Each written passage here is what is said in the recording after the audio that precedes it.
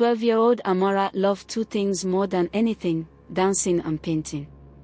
She spent most afternoons at the local art studio, where she'd lose herself in colors and movement. Her parents, though busy with their own careers, encouraged her passions, but they were rarely around to attend her performances or exhibitions. One day, the studio owner, Mrs. Ezin, introduced Amara to her nephew, Uncle Tobi. He was a talented artist, and Mrs. Ezin thought he could mentor Amara and help her develop her skills. Amara was thrilled to have a mentor and eagerly looked forward to their sessions. At first, Uncle Tobi seemed kind and supportive.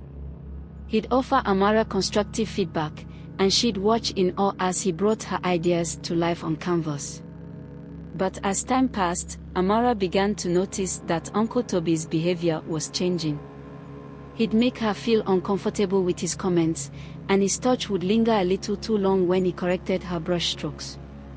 Amara tried to brush it off, telling herself she was being paranoid. But the feeling of unease grew, and she started to dread their sessions.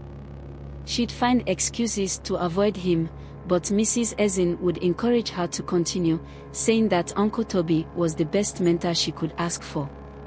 One evening, as Amara was preparing for a performance, her dance instructor, Miss Nneoma, noticed that she seemed distracted. Amara confided in Miss Nneoma about her concerns regarding Uncle Tobi.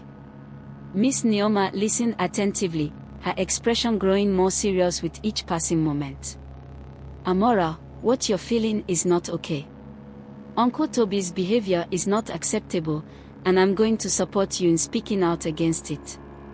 Together, Amara and Miss Nneoma reported Uncle Tobi's behavior to Mrs. Ezin and the studio's management. Uncle Tobi was held accountable, and Amara's parents were shocked and apologetic for not being more involved in their daughter's life. As Amara reflected on the experience, she realized that she didn't have to face her fears alone. She learned that speaking out against injustice and abuse takes courage, but it's always worth it. With Miss Nneoma's support, Amara continued to dance and paint, her passion and creativity flourishing in a safe and nurturing environment.